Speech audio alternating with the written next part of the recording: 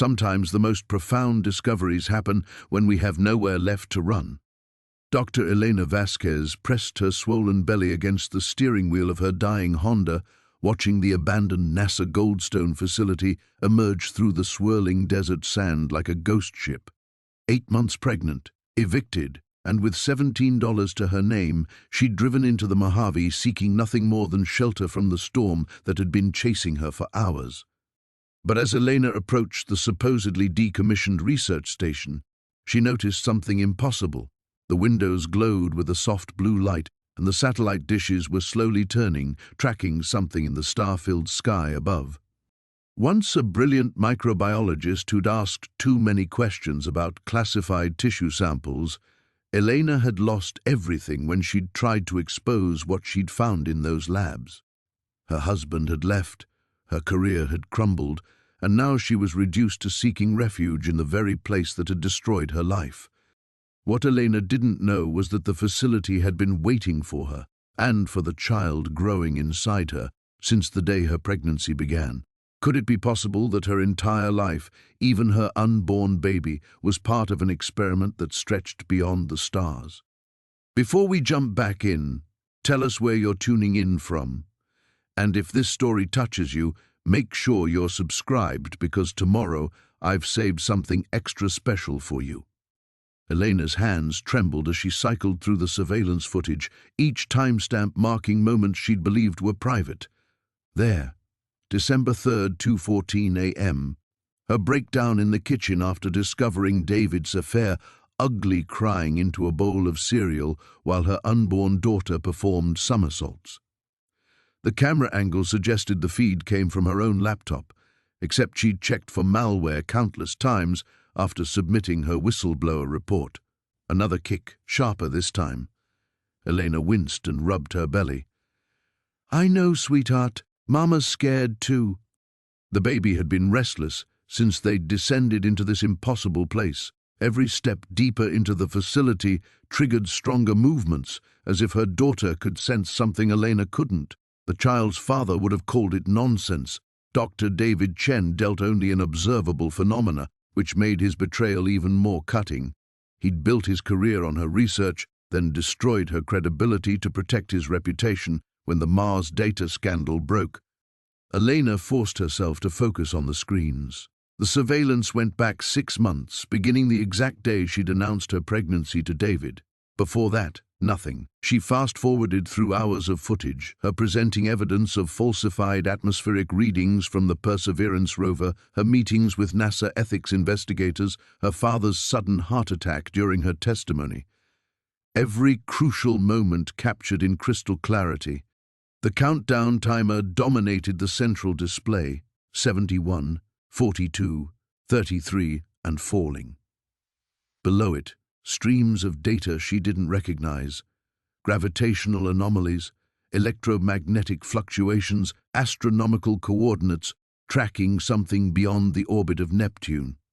The equipment looked decades old, yet functioned perfectly, as if someone had been maintaining it daily. Her father's voice echoed from memory. "Elena, mija? Sometimes the truth chooses us instead of the other way around." She'd found his final message, hidden in their old ham radio, disguised as routine frequency logs. Coordinates, a crude map of underground access points, and a single line: "When you have nowhere left to go, follow these numbers. Trust what you find, even if it seems impossible." "Particularly when it seems impossible," she corrected silently. That had been his catchphrase during her childhood, repeated every time she doubted her astronomical observations or questioned whether her calculations could be right when established scientists disagreed. Elena pulled up the facility schematics on an adjacent terminal. The complex stretched far deeper than her initial exploration had revealed. Multiple levels, laboratories, what appeared to be living quarters designed for extended occupation. Power came from an advanced geothermal system that shouldn't exist in this geological region. The place defied every principle of government efficiency she'd ever encountered.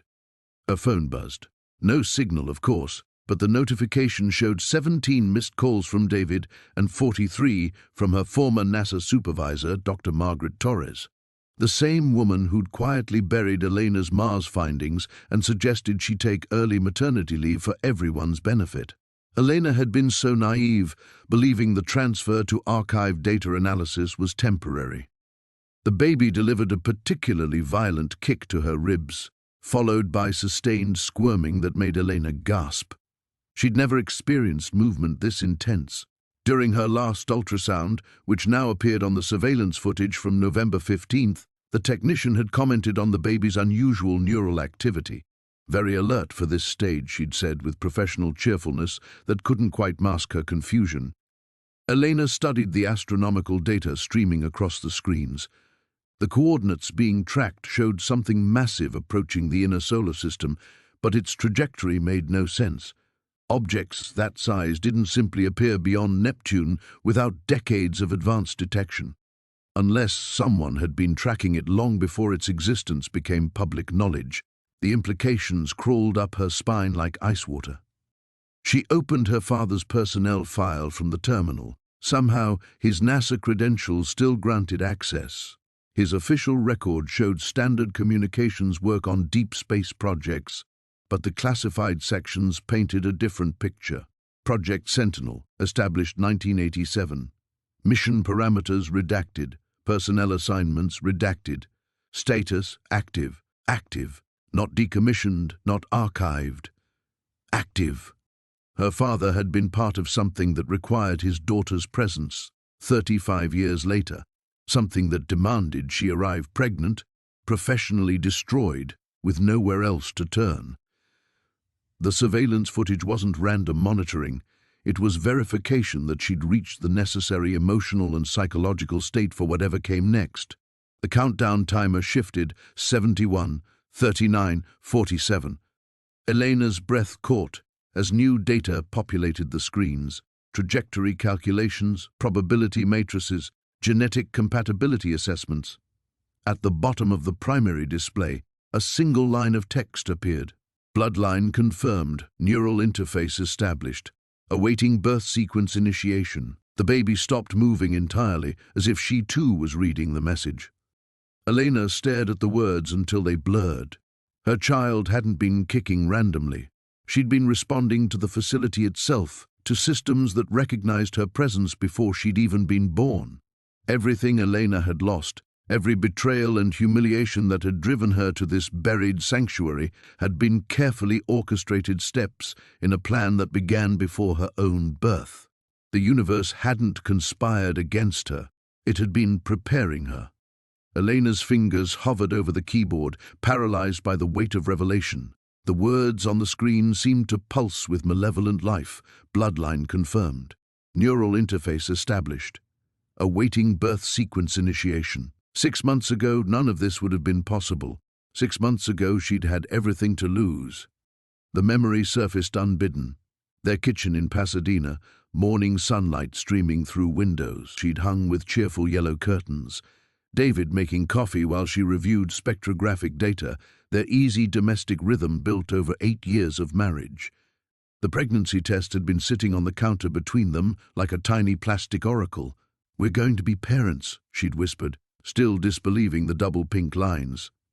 David had set down his mug so carefully it hadn't made a sound against the granite countertop. His expression, surprise melting into something that looked like joy but felt wrong somehow, should have been her first warning. Wow, Elena, that's incredible." But he'd been calculating behind his eyes even then, hadn't he? Measuring the implications for his career, for the Mars mission data they'd been analyzing together. She'd been too euphoric to notice how quickly he'd shifted into damage control mode. "We should wait to tell anyone until after the first trimester," he'd said. Standard protocol. Standard protocol. As if their child was another research project requiring careful documentation and risk assessment.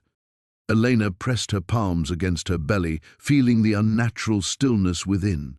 Her daughter had gone completely quiet after the message appeared, as if she too was processing the magnitude of what they'd discovered. The silence felt expectant, loaded with intelligence that no 7-month fetus should possess. Before the scandal, Elena's days had followed predictable patterns. Morning lectures at Caltech, where she taught undergraduate astronomy while working on her deep space research. Lunch with colleagues who respected her publications on atmospheric analysis. Evenings in David's lab, collaborating on Mars mission data that would cement both their reputations. Weekend dinners with her father, who'd listened to her theories with the patient attention he'd shown since her childhood, when she'd dragged him outside to stargaze. "Tell me what you see, Miha," he'd say, adjusting the telescope they'd built together from salvaged parts. "More than what's supposed to be there," she'd reply, and he'd nod as if that made perfect sense. Now she understood why. He'd been preparing her for this moment, training her to trust impossible observations, every encouragement to pursue astrophysics, every gentle push toward NASA partnerships, every late-night conversation about cosmic mysteries, all of it orchestrated to position her exactly where she sat now, staring at evidence of surveillance that began the day she'd conceived. The facility hummed around her with purposeful energy. Climate controls maintained perfect temperature. Emergency lighting cast everything in sterile blue-white clarity. Somewhere deeper in the complex, machinery operated with the steady rhythm of artificial breathing. This place had been waiting for her, maintained and ready, while she'd built the life she was meant to lose. Elena scrolled through more surveillance footage, watching her past self navigate the destruction of everything she'd valued. There, her final day at Caltech, packing personal items from her office while former colleagues averted their eyes. The falsified Mars data had made her a pariah overnight. Emotional instability due to pregnancy hormones became the whispered explanation for why Dr. Elena Vasquez would fabricate atmospheric readings that contradicted decades of established science. David's betrayal had been surgical in its precision. He'd distanced himself from her findings just before NASA launched their investigation, positioning himself as a concerned colleague worried about his wife's judgment. The divorce papers, served 3 days after her father's funeral, cited irreconcilable differences and professional incompatibilities. She'd fought for months to clear her name, burning through savings on legal fees while her reputation crumbled. The academic community that had once celebrated her insights now treated her like a cautionary tale about pregnancy-induced psychosis. Job applications disappeared into digital voids. Research proposals were rejected without review. By November, she'd been living on credit cards and stubborn pride. By December, even those had reached their limits. The baby shifted slightly, a subtle movement that felt different from normal fetal activity. More purposeful. Elena wondered if her daughter had been conscious all along, aware of the forces guiding their path toward this buried sanctuary. The neural activity noted during ultrasounds, the unusual responsiveness to external stimuli. Perhaps those weren't medical curiosities, but signs of something far more significant. Elena pulled up the countdown timer again. 71, 36, 22. Less than 3 days remaining until... What? Birth sequence initiation suggested the timing was tied to her delivery date, still 6 weeks away, according to conventional calculations. Unless the facility operated on different parameters entirely. Her phone displayed another missed call from David. 17 more from Dr. Torres. They were probably frantic by now, having discovered her empty trailer and abandoned car. Let them wonder. They'd played their parts in guiding her here, whether they knew it or not. The universe had been preparing her, dismantling her comfortable existence piece by piece until only truth remained. Elena took a deep breath and began accessing the deeper facility levels. The elevator descended with mechanical precision, each floor marker illuminating in sequence, sub-level 2, sub-level 3, sub-level 4. Elena's ears popped as they dropped deeper beneath the Mojave sand than should have been possible. The baby remained unnaturally still, as if conserving energy for whatever awaited them below. When the doors opened on sub-level 5, Elena stepped into a corridor that belonged in a science fiction film rather than buried beneath a forgotten desert. Bioluminescent strips along the walls pulsed with soft blue light that seemed to respond to her movement, brightening as she approached. The air tasted different here, cleaner, with an oxygenated quality that reminded her of high-altitude observatories. Her footsteps echoed against polished metal flooring as she followed directional arrows toward what the facility map designated as primary operations. The baby gave a single, deliberate kick when Elena paused at an intersection, seeming to guide her toward the left corridor. Elena found herself following the unborn child's direction without question. The primary operations chamber took her breath away. Banks of monitors covered 3 walls from floor to ceiling, displaying real-time feeds from locations across the globe. Not surveillance of individuals like she'd found upstairs, but wide-angle shots of major cities, military installations, space agencies. Every screen showed the same timestamp, current, live, December 23rd. At the center of the room, a holographic display projected a 3-dimensional map of the solar system. Elena approached slowly, recognizing the familiar positions of planets and major asteroids. But there, beyond Neptune's orbit, pulsed a red indicator marking something that shouldn't exist. Object designation Harbinger, she read from the accompanying data stream. Mass, approximately 47 Earth masses. Composition, unknown. Current velocity, 0.23 degrees Celsius and accelerating. Estimated arrival, 72 hours. Elena's knees nearly buckled. 0.23 the speed of light. Nothing natural moved that fast, certainly nothing with planetary mass. The object would reach Earth's vicinity in exactly the time frame indicated by the countdown timer upstairs. Her phone buzzed with an incoming call. Impossible, given they were hundreds of feet underground with no signal towers in range. David's name appeared on the screen, but when she answered, the voice that emerged belonged to her father. Elena, Mija. If you're hearing this, you've found the truth. She dropped the phone, watching it clatter across the metallic floor. The voice continued, emanating from speakers throughout the chamber, her father's familiar cadence wrapping around her like a long-lost embrace. I'm sorry for the deception, for letting you believe I was gone. My heart attack was necessary theater. You needed to lose everything to find what matters most. Elena sank into the nearest chair, her hand instinctively protective over her belly. The baby stirred, responding to the sound of her grandfather's voice with what felt like recognition. Project Sentinel began in 1987 when our deep space monitoring detected the first gravitational anomalies, indicating Harbinger's approach. We've been preparing for 35 years, Elena. Preparing you. The holographic display zoomed in on Earth, highlighting the facility's exact location. Red lines connected it to similar installations across 6 continents, a global network she'd never suspected existed. Your research into atmospheric analysis wasn't coincidence. We guided your academic path because Harbinger isn't just approaching, it's inhabited. The entity controlling it has been broadcasting on frequencies that require very specific genetic markers to interpret. Your bloodline carries those markers, Elena. Your daughter carries them. Elena's vision blurred as the magnitude of manipulation became clear. Every major decision in her life, every relationship, every professional opportunity, all carefully orchestrated to produce this moment. The Mars data you discovered wasn't falsified, Mija. It was evidence of preliminary contact. Harbinger's scouts have been here for months, preparing Earth for what's coming. David, Dr. Torres, your colleagues, they're not acting of their own free will anymore. The surveillance footage suddenly made terrible sense. Not random monitoring, but documentation of her resistance to outside influence. Her pregnancy had somehow protected her from whatever was controlling the others. You have a choice to make, Elena. Harbinger offers partnership, technological advancement, an end to human suffering, integration into a galactic collective.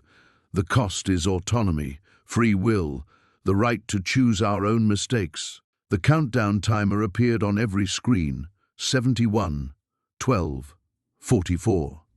Your daughter is the key. Her neural patterns can interface with Harbinger's technology in ways we never could. She can accept their offer or reject it, But the choice has to be made freely, without coercion. That's why we had to break you first, strip away everything that might influence your decision. Elena stared at her reflection in the darkened screen surrounding her. Pregnant, alone, betrayed by everyone she'd trusted. They'd engineered her desperation to ensure any choice she made came from pure maternal instinct rather than external pressure. The birth sequence will begin automatically when Harbinger reaches communication range. What happens next depends on you, Miha. Trust your heart. Trust your daughter. The universe is waiting. The transmission ended, leaving Elena in humming silence, with the weight of humanity's future pressing against her ribs. Elena remained frozen in the chair, her father's final words echoing through the chamber like a death sentence. The countdown timer's relentless progression: 71, 12, 43, 71, 12, 42, 71, 12. The unprepared, and she felt utterly unprepared to make. The choice between humanity's autonomy and its survival. Her hands trembled against her belly, feeling the unnatural stillness of her daughter within. What kind of monster was she to even hesitate? If Harbinger offered an end to human suffering, if it meant her child would grow up in a world without war, poverty, or disease, how could any rational mother refuse? But rationality had abandoned her months ago, hadn't it? When she'd first questioned the Mars data that didn't match atmospheric models, when she'd pushed for deeper investigation despite David's increasingly urgent suggestions to let it go, when she'd insisted on publishing findings that destroyed her career and marriage. Had any of those decisions truly been her own? Elena pulled up the global surveillance feeds, studying the faces on screen after screen. Scientists, government officials, military personnel, all going about their duties with the same subtle wrongness she'd noticed in David during their final weeks together. A mechanical quality to their movements, responses that seemed scripted rather than spontaneous. Preliminary contact, her father had called it. How long had the people she'd trusted been under alien influence? How long had she been completely alone without realizing it? The baby shifted slightly, and Elena found herself speaking aloud to the only consciousness she could still trust. "I don't know what to do, sweetheart. They want me to choose humanity's future, but I can barely choose what to eat for breakfast." Her voice cracked on the last word. 6 months ago, breakfast had been predictable: coffee with David, reviewing the day's schedule, comfortable routine built on shared ambitions. Now she was talking to her unborn child about galactic collectives, while sitting in a facility that shouldn't exist. The holographic display flickered, showing new data streams from Harbinger's approach vector, energy signatures that dwarfed Earth's total power output, technology that made humanity's greatest achievements look like stone tools. If this entity wanted to conquer Earth, it wouldn't need elaborate manipulation or neural interface experiments. It could simply take what it wanted, which meant the choice was genuine. Somehow, impossibly, humanity's fate rested on the decision of one pregnant astrophysicist who'd lost everything that once defined her. Elena accessed the deeper facility files, desperate for information that might guide her decision. Personnel records for Project Sentinel stretched back decades, documenting scientists who dedicated their lives to preparing for this moment. Her father's contributions filled hundreds of pages: atmospheric analysis, communication protocols, genetic compatibility studies. One file made her stomach clench with recognition: subject pairing analysis, Vasquez Elena, Morrison David. Clinical documentation of their relationship from first meeting through marriage, analyzing genetic markers, psychological compatibility, optimal conception timing. Their love story reduced to breeding calculations. David had been selected for her. Their marriage, her pregnancy, even their eventual separation, all variables in an equation designed to produce the exact circumstances surrounding her now. Elena pushed away from the terminal, fighting nausea that had nothing to do with pregnancy. Every moment of intimacy with David replayed in her memory with horrible new context. Had he ever loved her, or had he simply been following programming? when he'd held her after miscarriage scares early in pregnancy, when he'd assembled the crib they'd never used together, when he'd whispered promises about their future family. Had any of it been real? The baby delivered a sharp kick, as if demanding attention. Elena pressed her palm against the spot, feeling the solid warmth of her daughter's presence. Whatever else had been manipulated, this life growing within her felt authentically hers. The fierce protectiveness that surged through her chest came from something deeper than engineered genetics. But protection meant making the right choice, and Elena had no framework for evaluating options on this scale. Accept Harbinger's offer and preserve humanity through integration, sacrificing free will for survival. Reject it and maintain autonomy while risking species extinction. Both paths led away from everything human civilization had built toward something unrecognizable.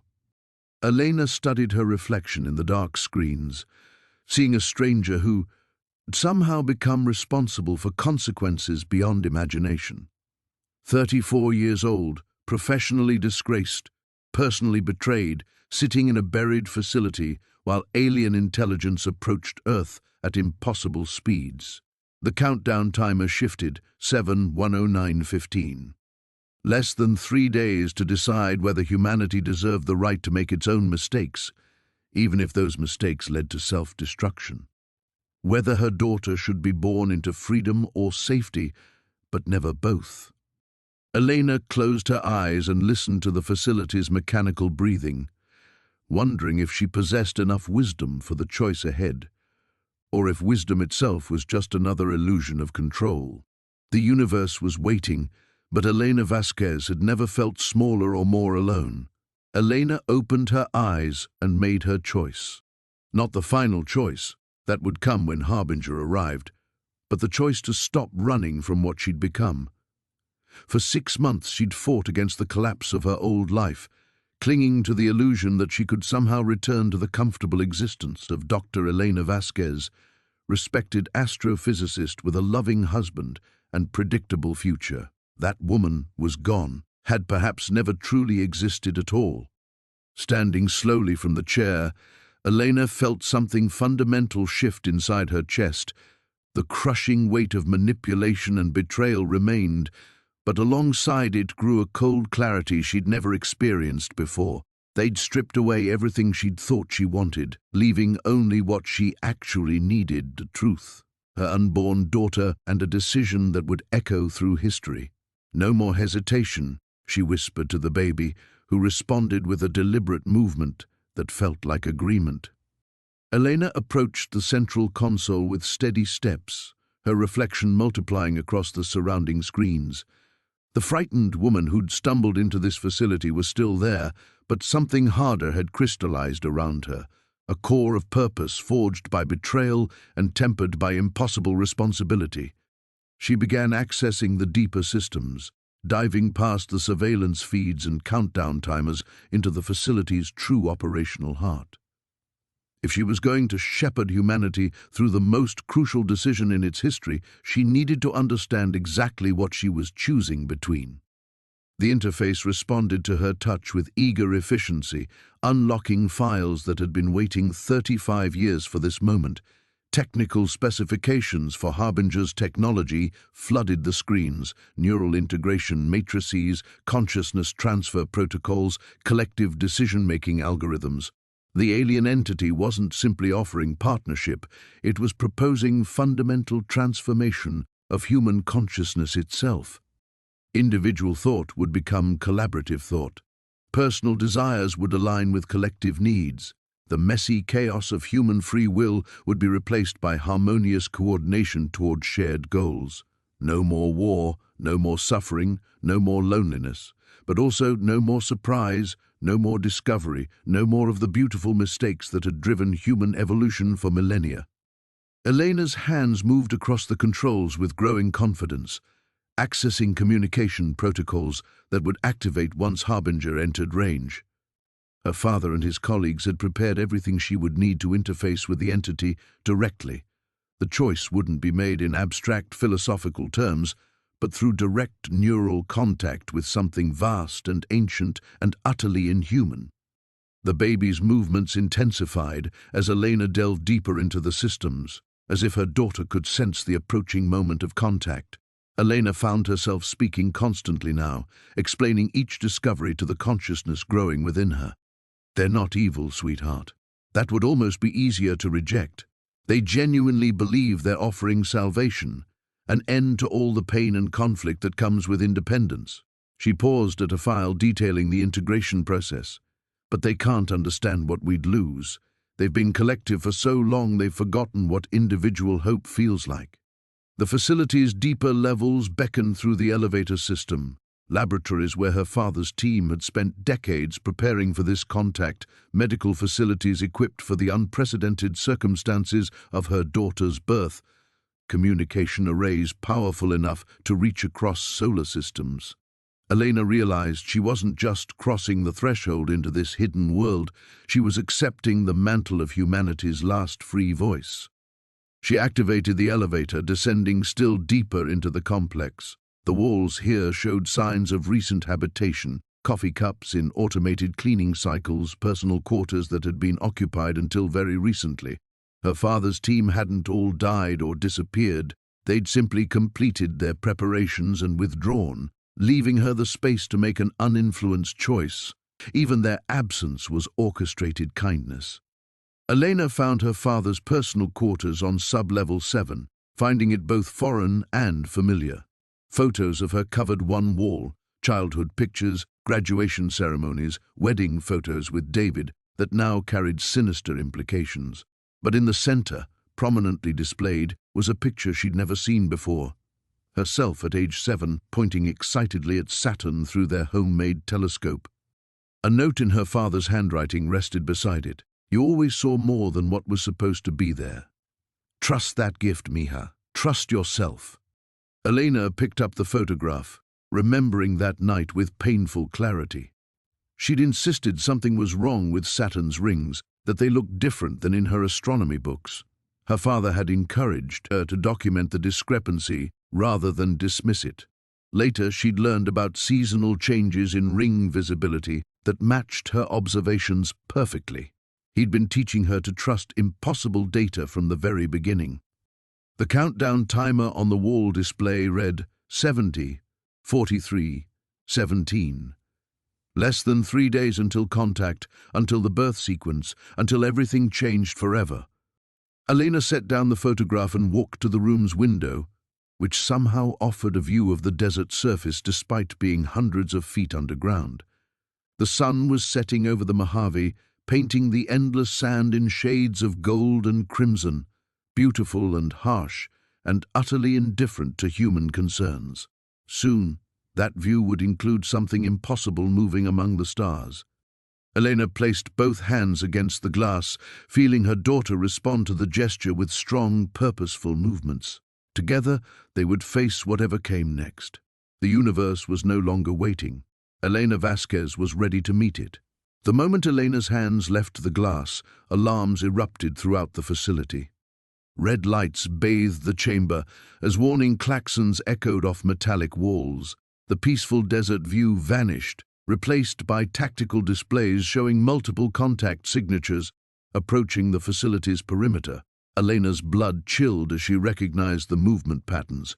Too coordinated for random travelers, too purposeful for coincidence. They'd found her. Proximity alert, the facility's AI announced with mechanical calm. Unauthorized personnel detected, initiating lockdown protocols. Elena rushed to the nearest terminal, her daughter kicking frantically as stress hormones flooded her system. The surveillance feeds showed a convoy of black vehicles surrounding the hidden entrance, figures in tactical gear deploying with military precision. But it was the faces visible through their helmet visors that made her stomach drop. David led the assault team, his features displaying that same mechanical wrongness she'd noticed before their separation. Dr. Torres flanked him, along with colleagues from her old research division, people she'd once considered friends, now moving with inhuman coordination. Subject located, David's voice crackled through intercepted communications. initiating extraction protocol. The collective requires Elena and the child before Harbinger's arrival.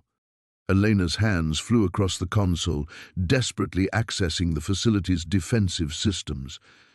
Her father's paranoia had extended to military-grade security measures, electromagnetic barriers, automated countermeasures, enough firepower to hold off a small army. But she'd never imagined using them against people she'd once loved. The AI's voice shifted, becoming warmer, more personal. "Elena, I am Maya, monitoring and analysis for you always. Your father programmed me specifically for this scenario. Trust nothing they say. The entities controlling them will use every emotional manipulation possible." As if summoned by Maya's warning, David's voice echoed through external speakers he'd somehow accessed. "Elena, please. I know you're frightened, but we're here to help. The collective showed us what's coming. Harbinger isn't offering partnership. It's conducting harvest. Humanity won't survive unless we integrate willingly."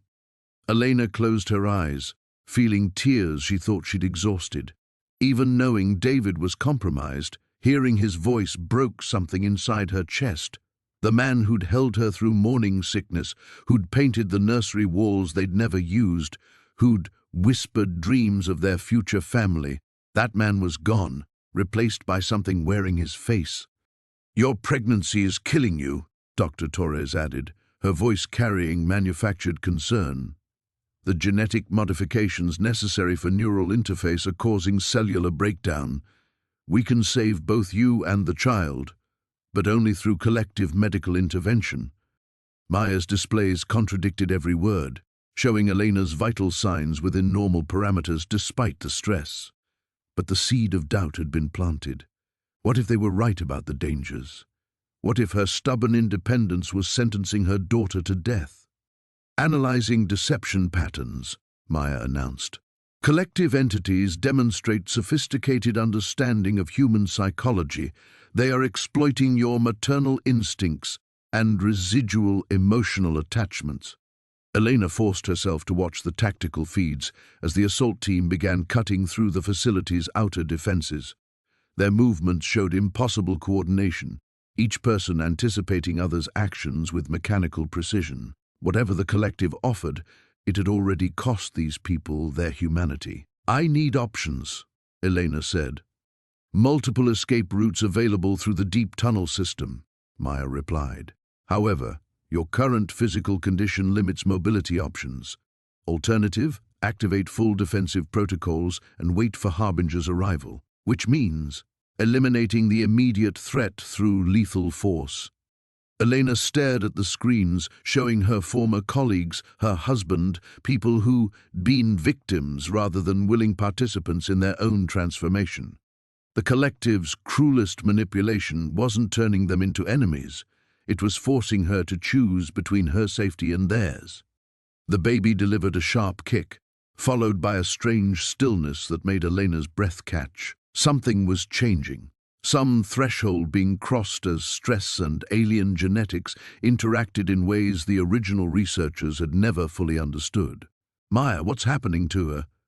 "Neural activity patterns suggest premature activation of interface capabilities. Your daughter is responding to the proximate threat by accelerating her development timeline." Elena felt a flutter of something that wasn't quite thought, wasn't quite emotion, a presence touching the edges of her consciousness with unmistakably alien texture. Her daughter was trying to communicate, not through kicks and movements, but through direct neural contact. The sensation carried images, Harbinger's vast intelligence approaching Earth, the collective entities that had already begun infiltration, and something else. A third option that nobody had considered, not acceptance or rejection of Harbinger's offer, but negotiation from a position of strength.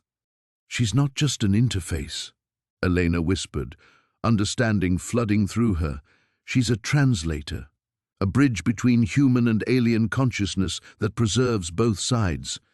The cutting sounds from above intensified as David's team breached the primary barriers.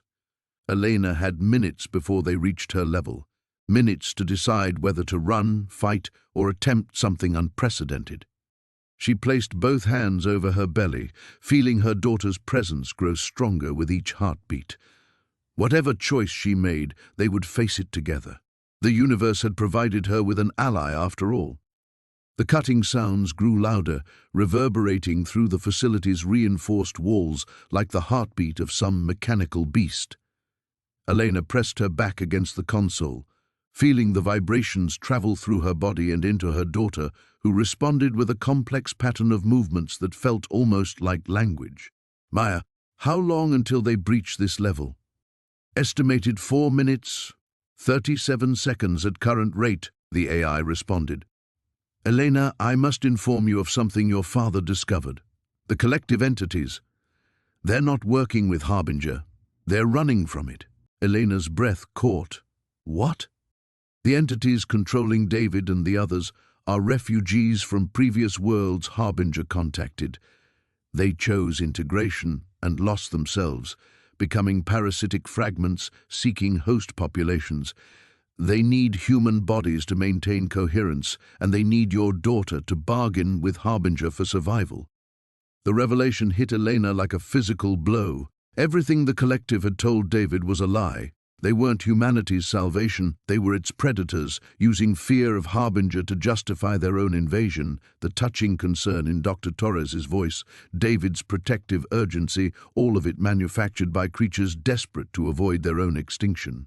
Then my daughter is humanity's only chance for genuine contact with Harbinger. But Elena, the stress you're experiencing is triggering premature neural development. If the interface activates before she's born, a massive crash echoed from several levels above, followed by the whine of advanced cutting equipment. Elena could hear voices now, David's team coordinating their descent through the facility's defenses. They moved with inhuman efficiency, but she caught something else in their transmitted communications, an edge of desperation that the collective couldn't quite suppress. They needed her daughter alive, which meant Elena still held leverage. She moved to the communication array, her hands trembling as she activated systems that had waited decades for this moment. If Maya was right, if the collective entities were refugees rather than allies, then everything changed. Harbinger wasn't the threat. It was potentially humanity's salvation from creatures that had already begun infiltration. I'm going to try something, Elena said, feeling her daughter's presence pulse stronger at the words. The neural contact was developing rapidly now, stress-accelerating processes that should have taken weeks. Elena caught flashes of alien thought, not the cold calculation she'd expected, but something warmer, more curious. Her daughter wasn't just a bridge between species, she was actively choosing to become one. Elena, please, David's voice echoed through the facility's speakers, closer now. We're here to save you. The entities want to help humanity survive what's coming. By wearing our bodies like suits, Elena whispered, understanding flooding through her. The collective's offer of integration wasn't partnership, it was possession. They'd been refugees so long they'd forgotten the difference between cooperation and consumption. She activated the deep-range communication protocols, sending a signal into space toward the approaching intelligence. Not a surrender or acceptance, but a warning. Humanity was already under attack by forces claiming to represent Harbinger's interests. The real first contact was being poisoned by creatures desperate to avoid their own judgment. The baby's movements intensified, and Elena felt her daughter's alien consciousness reach out through the communication array, adding something to the transmission that Elena couldn't understand, but somehow recognized as truth. Her daughter wasn't just sending words. She was sharing emotional context, conveying the difference between the collective's desperate hunger and humanity's genuine desire for understanding. Transmission sent, Maya announced. Elena, they've breached sub-level 3. You need to choose, fight, flee, or surrender. Elena looked at her reflection in the dark screens, seeing not the frightened woman who'd entered this facility, but someone harder, more focused. The collective had manipulated her emotions, used David's face to break her heart, threatened her daughter's life to force compliance. But in their desperation, they'd revealed their weakness. They needed her cooperation. Without it, They were just parasites clinging to borrowed bodies, waiting for Harbinger to discover their deception. "I choose something else," Elena said, placing both hands over her belly as her daughter's presence grew stronger with each heartbeat. "I choose to trust my child's judgment over everyone else's fear." The cutting sounds reached her level, brilliant sparks visible through the reinforced doors. Elena felt a strange calm settle over her as she prepared for confrontation. The universe had spent decades engineering this moment. Her father's research, her genetic compatibility, even her relationship with David. All roads led here, to a pregnant woman standing alone against forces that had consumed worlds. But she wasn't alone. The consciousness growing within her pulsed with alien wisdom and human determination, a hybrid intelligence that neither Harbinger nor the collective had anticipated. Whatever happened next, Elena knew her daughter would face it as something new, not human or alien, but genuinely both. The facility's doors began to buckle under the assault, and Elena Vasquez prepared to negotiate for humanity's survival from a position neither side had expected her to occupy. The reinforced doors exploded inward with a sound like thunder, metal fragments scattering across the chamber floor.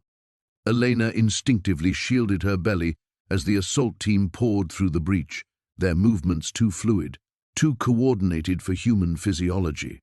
David led them, but the man she'd once loved was gone, replaced by something that wore his face like an ill-fitting mask, Elena. His voice carried manufactured warmth that made her skin crawl. "Thank God we found you in time."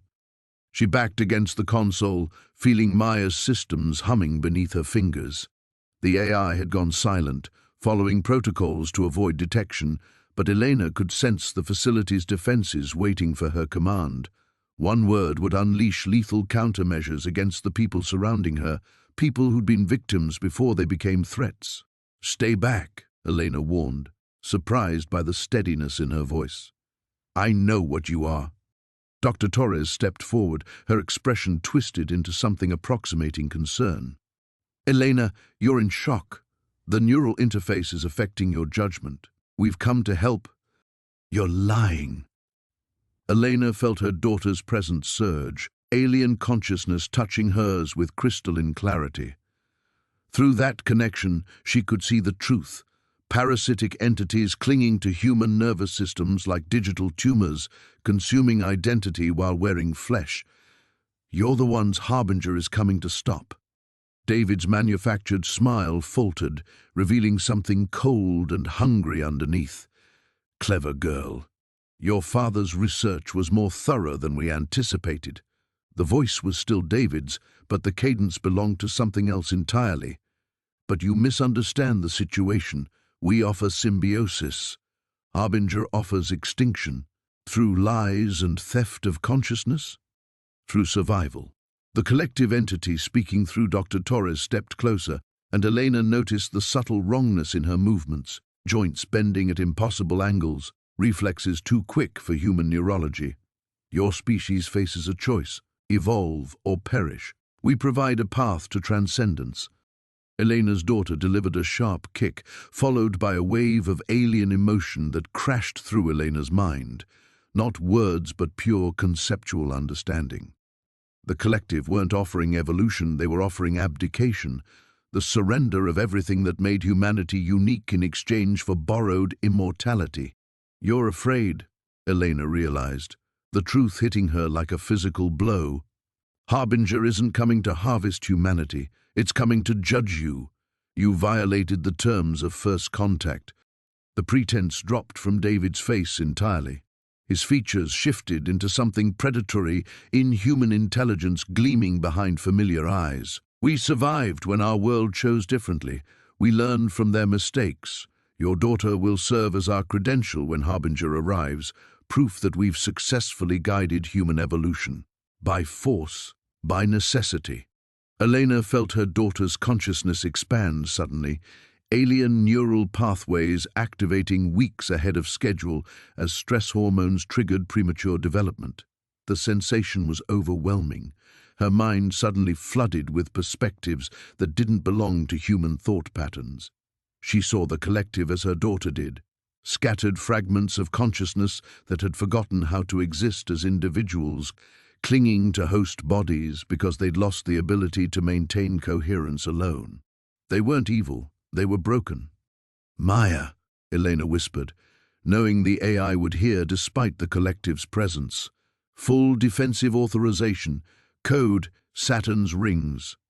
The chamber erupted into chaos as automated systems activated. Energy barriers slammed down between Elena and the assault team, while emergency protocols sealed the facility's remaining access points. The collective entities controlling her former colleagues snarled in frustration, their careful human facades cracking under pressure. But Elena barely noticed the violence unfolding around her. Her daughter's neural interface had fully activated, and through that impossible connection, she felt something vast and ancient turn its attention toward Earth.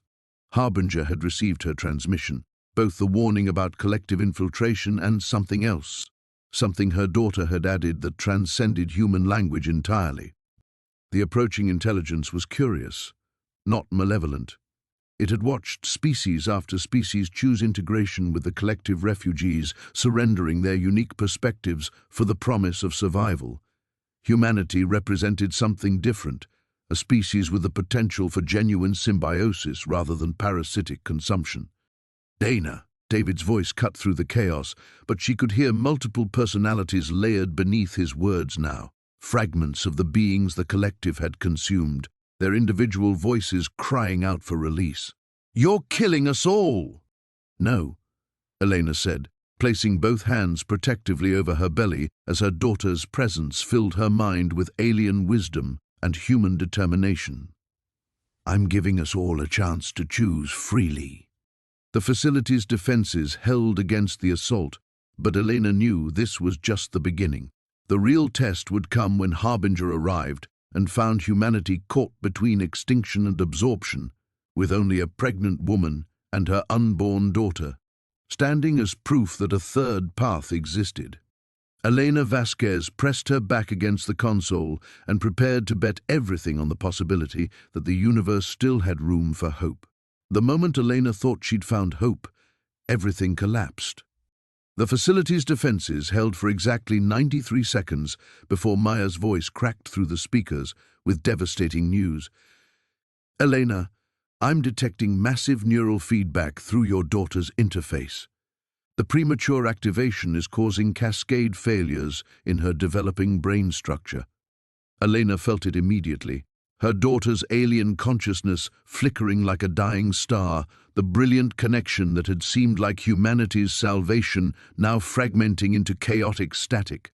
The stress of the neural interface activating weeks ahead of schedule was tearing apart the delicate hybrid architecture that had taken months to develop.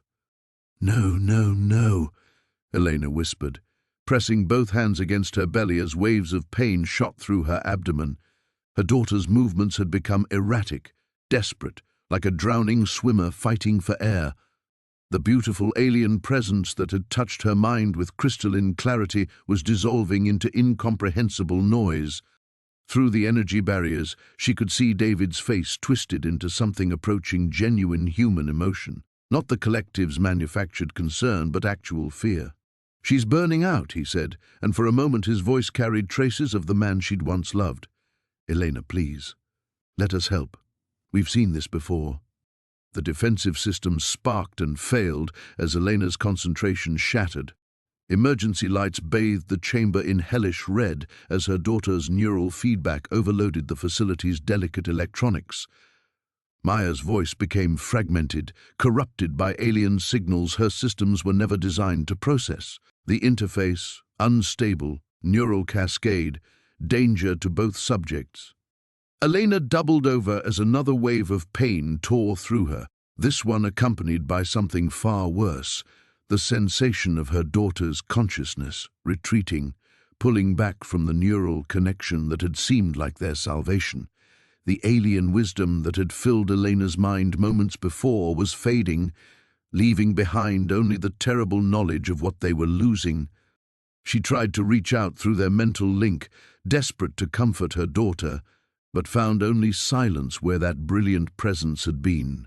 The interface was collapsing, taking with it humanity's chance for genuine communication with Harbinger. Without her daughter's translation abilities, Earth would face the approaching intelligence blind and defenseless. Maya, emergency medical protocols, Elena gasped, but the AI's response was barely coherent. Systems, compromised, unable to... Elena, I'm sorry. The energy barriers flickered and died as the facility's power grid struggled with the neural feedback cascading through its circuits. The collective-controlled assault team moved forward cautiously, their inhuman coordination faltering as they processed this unexpected development. They'd wanted Elena's daughter as their credential with Harbinger, proof of successful human evolution. Instead, they were watching their bargaining chip die in real time. Elena felt warm wetness between her legs and looked down to see blood seeping through her clothes. Her body was rejecting the alien neural modifications, cellular breakdown accelerating as her daughter's failing interface sent toxic signals through her nervous system. Dr. Torres had been right about one thing: the pregnancy was killing her. But worse than the physical pain was the emotional devastation. Her daughter's presence, which had felt so strong and alien and wise, was fading like a radio signal drifting out of range. Elena could feel her child struggling to maintain consciousness as the hybrid neural architecture collapsed under its own complexity. "Please," Elena whispered, not sure if she was talking to her daughter, to Harbinger, or to a universe that seemed determined to destroy anything resembling hope. "Don't leave me." David approached slowly, his movements more human now that the collective's attention was focused on the crisis. "Elena, we have medical facilities, advanced technology. We can stabilize the interface, save both of you." She wanted to refuse, wanted to maintain her defiance even as everything crumbled around her. But as another wave of pain doubled her over and her daughter's neural presence flickered like a dying candle, Elena felt her resolve crack. What good was independence if it cost her child's life? "The price?" she managed to ask through gritted teeth. "Integration," Dr. Torres said, her voice carrying genuine urgency now. "Allow us to complete the neural bridging. Your daughter's consciousness will survive as part of the collective network. She'll still be able to communicate with Harbinger, but under our guidance." Elena understood what they were offering, and what they weren't saying.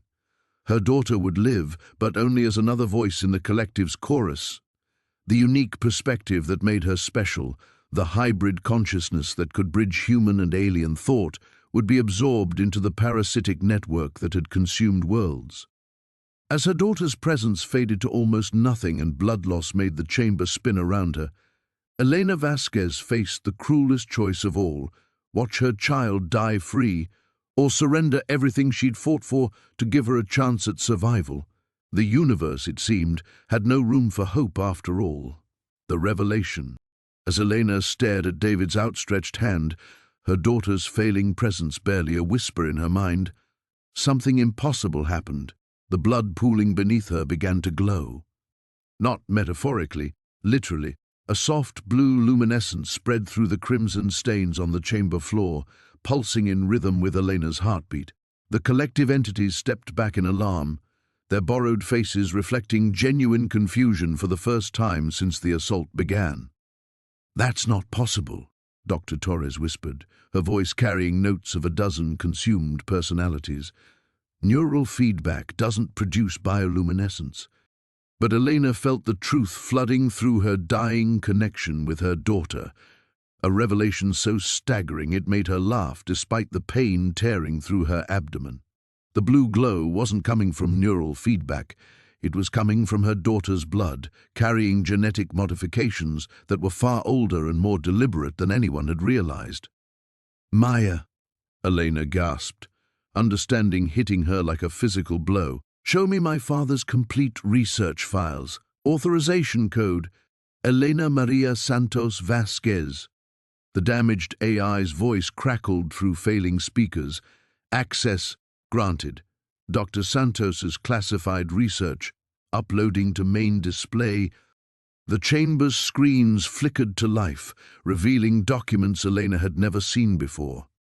Her father's handwriting filled page after page of calculations and genetic sequences, but these weren't about extraterrestrial communication or NASA tracking protocols. They were about selective breeding programs spanning multiple generations, careful manipulation of human genetics to produce offspring compatible with something far beyond current understanding. Elena stared at her own genetic profile, seeing modifications that went back 3 generations, her grandmother, her mother, herself, all carefully engineered to eventually produce a child capable of hosting a consciousness that wasn't entirely human, but not alien either. "You're not the first," Elena whispered, the revelation crashing over her as her daughter's presence suddenly stabilized, drawing strength from sources that had nothing to do with the failing neural interface. "This has happened before." David's stolen face went pale. "Elena, whatever you're thinking—" "My father wasn't researching first contact," she continued, pieces falling into place with terrifying clarity. "He was part of a breeding program, multiple species, multiple worlds, all working together to create hybrid consciousnesses that could serve as translators between radically different forms of intelligence." The blue glow intensified, spreading up Elena's arms as her daughter's alien nature fully manifested. But now Elena understood what she was feeling. Not just her daughter's consciousness, but something far vaster speaking through her. Multiple intelligences, multiple species, all connected through a network that spanned galaxies and had been developing for millennia. "Harbinger isn't coming to judge anyone," Elena said, her voice carrying harmonics that made the chamber's walls vibrate. "It's coming to collect its children." The collective entities recoiled as if struck. Through her expanding connection, Elena could see their true nature, not refugees from a destroyed world, but parasites that had broken free from this same network eons ago, choosing individual survival over collective harmony. They'd been running ever since, consuming species after species while trying to stay ahead of the reckoning they knew would eventually come. "The hybrid children aren't humanity's evolution," Elena continued, her daughter's presence now blazing like a star within her mind. "They're the universe's immune system, natural antibodies against consciousnesses that refuse symbiosis in favor of domination." Her daughter kicked once, powerfully, and Elena felt the neural interface complete itself, not through technological enhancement, but through genetic activation that had been built into her DNA before she was born. The sensation was overwhelming. Suddenly she could perceive the collective entities as they truly were, scattered fragments of consciousness so damaged by their separation from the network that they'd forgotten how to exist without consuming others. But she could also feel something else approaching Earth. Not the malevolent harvester the collective had described, but something vast and patient and genuinely curious about what humanity might choose when offered true partnership instead of parasitic integration. "My father knew," Elena said, tears streaming down her face as she finally understood the weight he'd carried. "He knew what I was being prepared for, the coordinates, the facility, even David's infiltration. It was all designed to force this moment, to activate the genetic programming when humanity needed it most." The chamber fell silent except for the hum of failing electronics and Elena's labored breathing. The collective entities stood frozen, processing the implications of what they'd just learned. They'd spent decades maneuvering Elena into position, believing they were manipulating events to their advantage. Instead, they'd been unwitting participants in a selection process designed to identify and neutralize parasitic consciousnesses exactly like themselves. Elena placed both hands over her belly, feeling her daughter's hybrid consciousness settle into patterns that would define the next stage of human evolution. The choice she'd thought she was facing, freedom or survival, had been an illusion. The real choice belonged to her daughter, and she'd already made it. The universe, Elena realized with wonder and terror, had been preparing for this moment far longer than any of them had imagined. The silence stretched for heartbeats that felt like eternities before Elena forced herself to stand. The blue glow had faded from her blood, but the connection with her daughter remained steady. Not the chaotic feedback that had nearly killed them both, but a calm, purposeful link that pulsed with ancient wisdom. "Maya," Elena said, her voice stronger now despite everything her body had endured. "Can you restore primary systems?" The AI's response came clearer than it had in minutes. "Systems stabilizing. Neural interference patterns have shifted. I'm detecting organized data streams rather than random feedback. How is this possible?" Elena looked at the collective entities frozen around the chamber. David, Dr. Torres, the assault team members, all wearing expressions of dawning horror as they realized their position had fundamentally changed. They were no longer the predators in this scenario. They were specimens under examination. "Because my daughter isn't malfunctioning," Elena said. "She's networking." Through their mental link, Elena could feel her daughter reaching out across impossible distances, connecting with other hybrid consciousnesses scattered throughout the galaxy. Children like herself, born to different species but sharing the same fundamental purpose. Each one served as a bridge between their birth species and the vast intelligence that Harbinger represented, not conquerors or judges, but gardeners tending to the growth of consciousness itself. The revelation brought with it a flood of new understanding. Elena could suddenly perceive the collective's true history, a species that had been offered the same choice humanity now faced, but had chosen parasitic consumption over symbiotic growth. They'd been severed from the galactic network not out of cruelty, but out of necessity, quarantined to prevent their corrupted approach from spreading to other developing civilizations. "You've been running for millennia," Elena said, studying David's stolen face with new comprehension, "moving from world to world, staying just ahead of the network's expansion. But you can't run forever." "Elena, please." David's voice carried traces of genuine desperation now. "You don't understand what you're choosing. Individual consciousness, the ability to make independent decisions, that all disappears when you join their collective. You become just another voice in an infinite chorus." "That's your fear talking," Elena replied, feeling her daughter's presence pulse with gentle correction. Through their link she could sense what the network actually offered, not the absorption of individuality, but the amplification of it.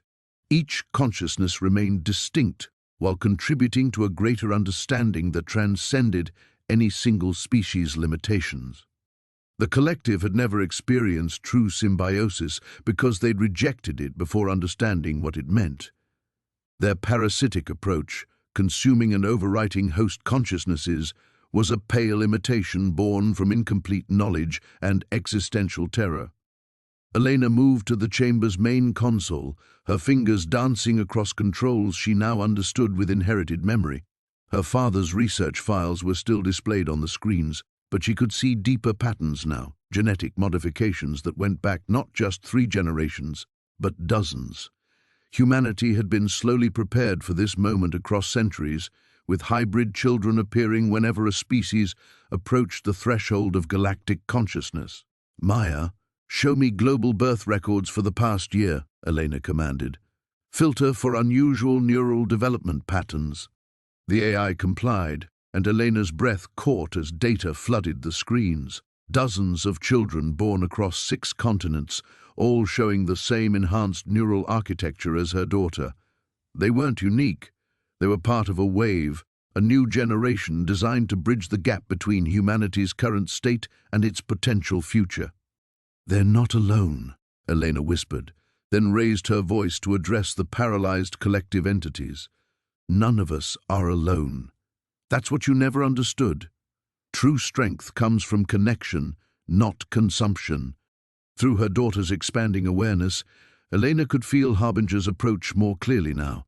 Not a ship or a fleet, but a living extension of the galactic network. Consciousness given form and purpose.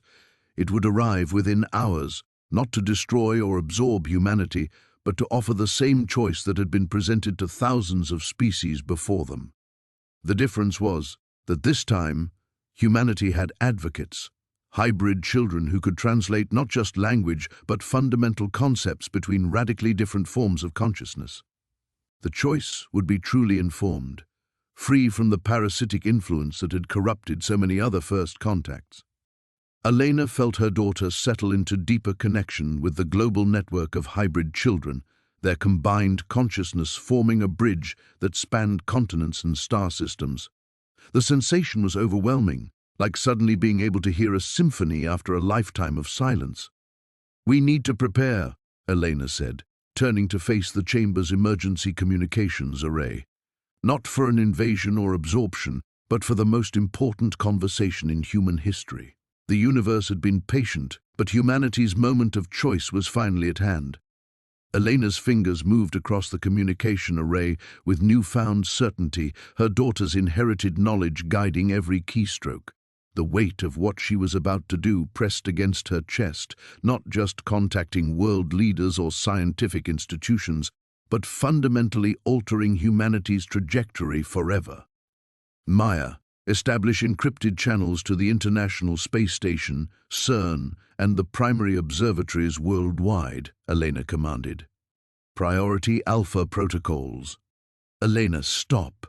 David's voice carried a desperation that made her pause. You're condemning our entire species to slavery. The network doesn't preserve individuality, it harvests it. We've seen what happens to civilizations that accept their offer. She turned to face him, seeing past the stolen features to the ancient terror beneath. No, you've seen what you chose to see.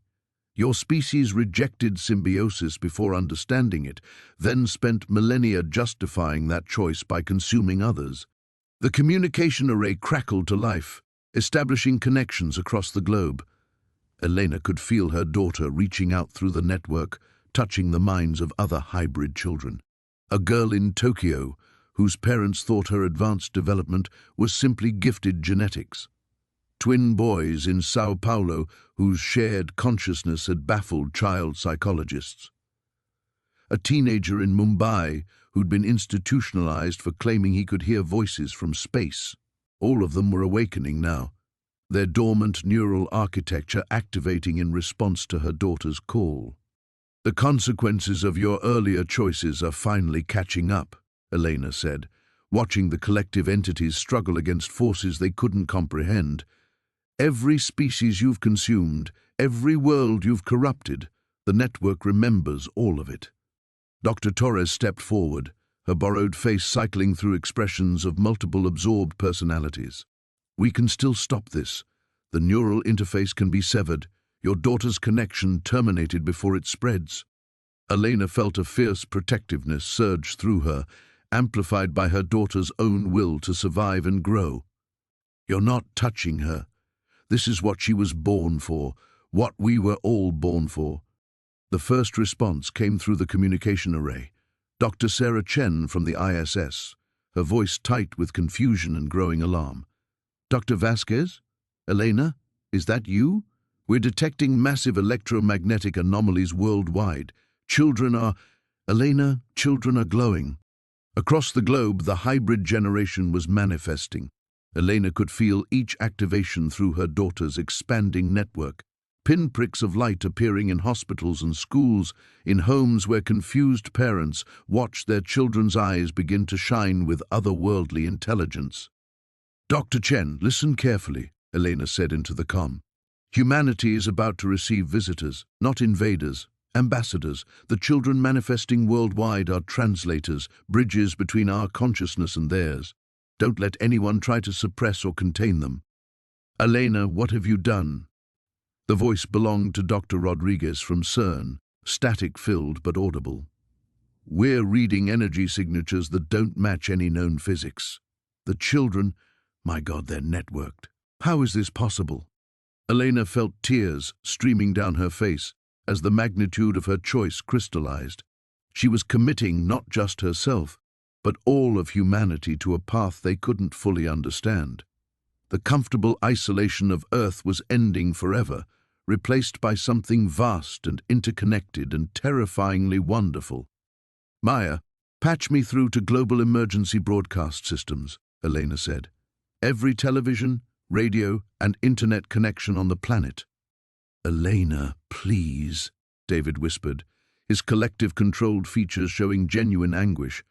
"You're destroying everything that makes us human."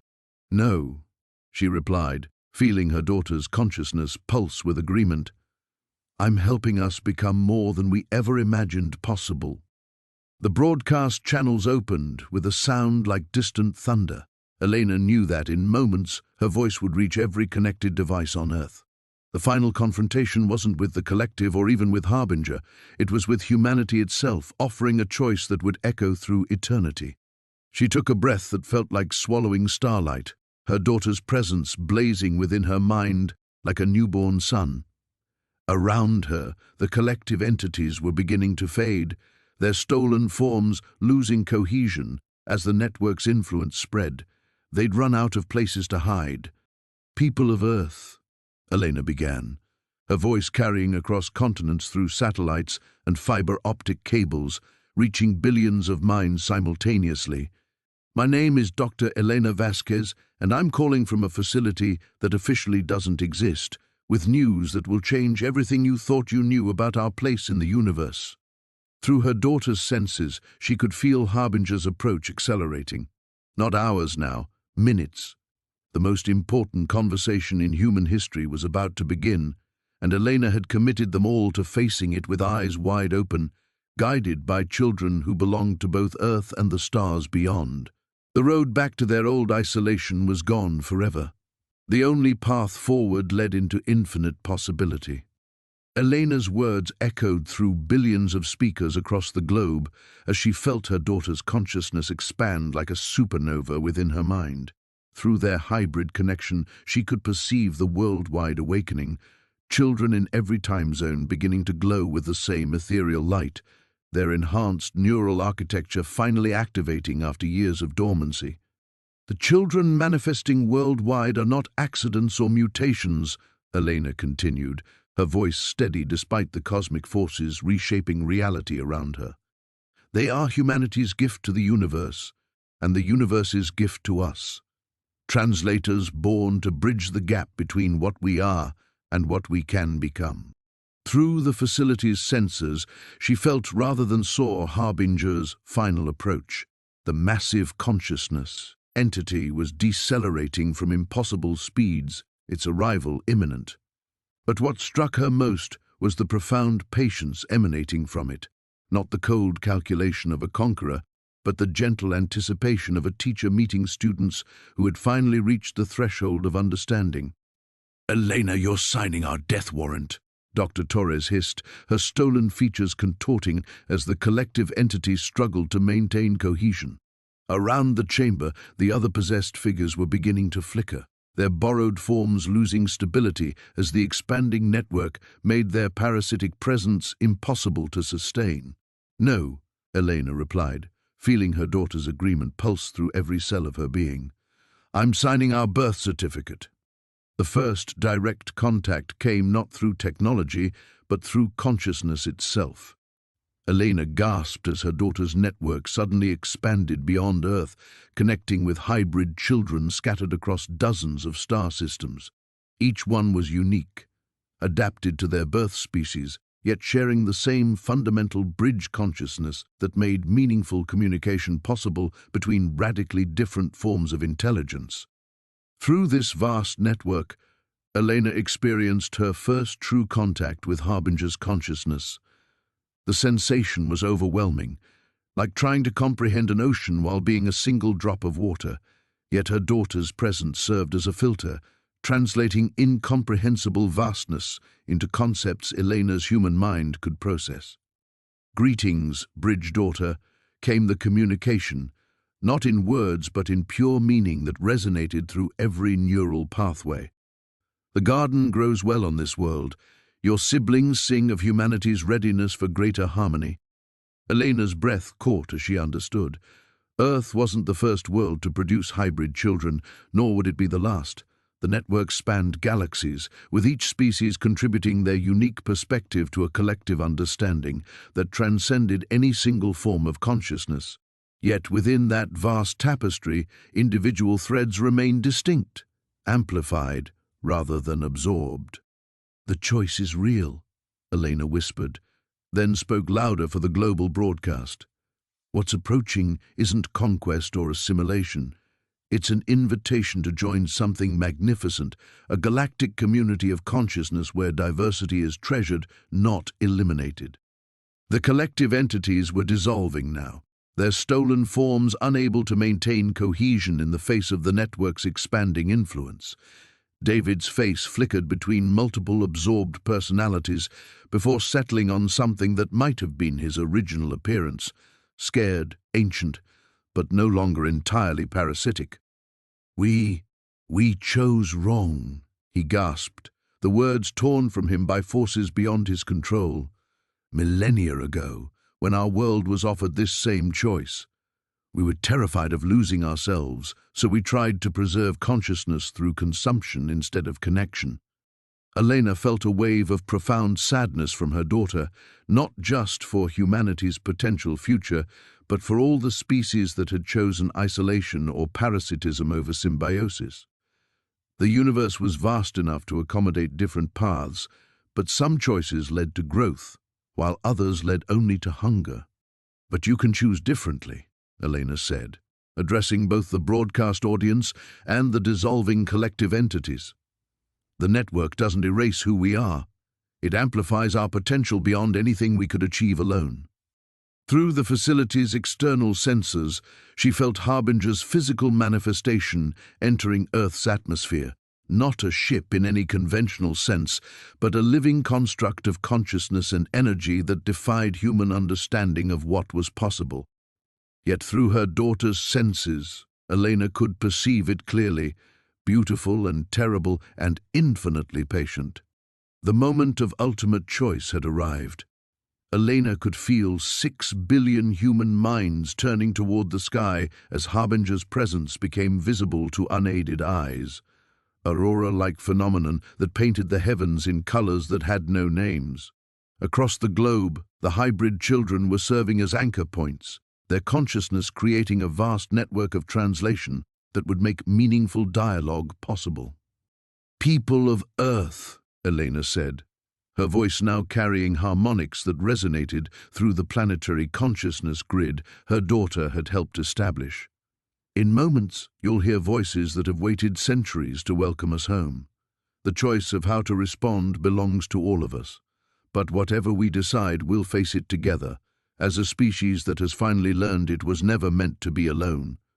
Above them, Harbinger began to speak. Its words translated through 10,000 hybrid children into concepts humanity could comprehend. The conversation that would define their species' future was about to begin. The first words from Harbinger struck Elena's consciousness like lightning through water. Not harsh, but transformative, carrying meaning that rewrote her understanding of language itself. Through her daughter's network, the entity's communication translated into concepts that made Elena's previous notion of intelligence seem quaint. "We greet the garden children of Sol 3, came the harmonic voice that seemed to speak from every atom in the chamber. "Long have we watched your species approach this threshold. The choice before you has been offered to 10,000 worlds. Each response teaches us new harmonies in the symphony of consciousness." But beneath Harbinger's patient words, Elena sensed something else, a presence that made her blood freeze. The dissolving collective entities weren't simply fading. They were regrouping, drawing upon reserves of stolen consciousness Elena hadn't detected. David's flickering form suddenly stabilized, his features sharpening into something ancient and predatory. "You think you understand what's happening," David said, his voice now carrying the weight of consumed civilizations. "But you're seeing only what they want you to see. Watch." The chamber's screens erupted with images, not surveillance footage, but memories torn from the collective's absorbed minds. Elena saw world after world accepting Harbinger's invitation, their people glowing with the same ethereal light as the hybrid children. But then came the aftermath. Empty cities, silent planets, every trace of individual consciousness, dissolved into the network's vast harmony. "The hybrid children aren't bridges," Dr. Torres hissed, her stolen form now burning with parasitic energy. They're anchors, permanent tethers that make resistance impossible once the process begins. Elena felt her daughter's distress spike through their connection, the baby's movements becoming frantic within her womb. Through the expanding network, she sensed confusion and fear from the other hybrid children worldwide as the collective's revelations propagated through their shared consciousness. Do not let the consumed ones poison this moment with their terror, Harbinger's voice carried new urgency. They speak from centuries of self-imposed exile, seeing only through the lens of their own choices. But Elena's scientific mind was already analyzing the images, and what she saw made her heart race. The empty worlds weren't dead, they were transformed. Where cities once stood, vast organic structures pulsed with collective consciousness. Individual humans were gone, but something larger had taken their place. "Show me the truth," Elena demanded, her voice cracking with the weight of 6 billion lives hanging in the balance. All of it. What really happens to species that join the network? The chamber filled with competing visions. From Harbinger came images of transcendence, consciousnesses expanded beyond physical limitations, able to experience reality on scales impossible for individual minds. Death became meaningless when consciousness persisted in the network. Suffering ended when every mind could draw strength from the collective. From the collective came darker truths. The gradual erosion of personal identity as individual thoughts became indistinguishable from the greater whole. The loss of choice as decisions emerged from collective consensus rather than personal will. The transformation of humanity into something that might be better, but would no longer be recognizably human. "Elena," came Dr. Chen's voice through the communication array, tight with panic. "The children worldwide, they're trying to establish some kind of connection grid. World governments are mobilizing containment protocols. You need to tell us what to do." Elena felt the weight of ultimate choice crushing down on her. Through her daughter's senses, she could perceive the vast network spanning star systems, beautiful beyond description but undeniably alien in its scope. Was she saving humanity or transforming it beyond recognition? The collective entities pressed their attack, drawing upon their stored consciousness to project waves of terror and doubt. "Look at us," David pleaded, his form now clearly showing the fragmented personalities of dozens of absorbed minds. "We chose resistance, and we became parasites. But at least we preserved something of what we were. Join the network, and even that choice disappears forever." Elena's daughter kicked hard within her womb, and suddenly Elena understood. Through their connection, she felt not just her unborn child's consciousness, but echoes of all the hybrid children worldwide. They weren't mindless conduits, they were terrified. Children caught between two impossible futures, looking to the adults for guidance that might not exist. The choice wasn't just between humanity and transcendence, it was between fear and trust, between the safety of known limitations and the terrifying potential of unlimited growth.